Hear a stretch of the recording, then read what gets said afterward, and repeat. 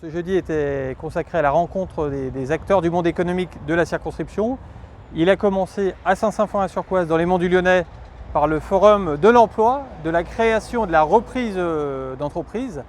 On est descendu un peu dans les vallons du Lyonnais à Chaponneau, à la rencontre d'une belle entreprise qui s'appelle Diagonale et Parallèle, qui fait à la fois du bâtiment industriel, de l'aménagement de zones artisanales et de la promotion. Souvent, on accompagne par exemple l'Institut Paul Bocuse dans le développement de leur campus. On est heureux aujourd'hui d'avoir la visite de notre député local Thomas Gassilou, le maire de Chaponneau et vice-président de la communauté de communes, à qui on voulait exprimer toute notre motivation sur le développement d'un projet industriel à 500 mètres d'ici, donc au bord de la CD 42, un tènement de 3 hectares, sur lequel on peut accueillir un preneur industriel français ou international.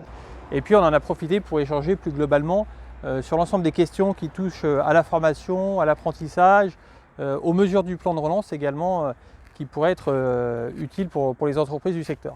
La communauté de communes de la vallée du Héron, c'est 15 000 emplois aujourd'hui, plus de 3 500 entreprises, et c'est une économie qui vit par elle-même, bien entendu nourrie aussi par la proximité avec la métropole, et qui est très attractive.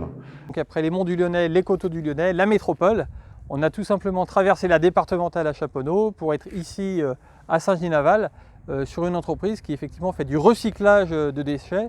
Sur le principe très focalisé déchets du BTP, puisque c'est les plus grosses productions de déchets, on va dire en termes de volume et de poids en France. On offre aussi les solutions de collecte et de tri des déchets et de valorisation de l'ensemble des déchets des particuliers. Le déchet et toute son étendue jusqu'à une matériothèque éventuelle, c'est aussi source de création d'emplois et de valorisation des compétences. C'est le rôle du parlementaire et du député en particulier d'être une courroie de transmission entre ce qui se fait au niveau national et le territoire.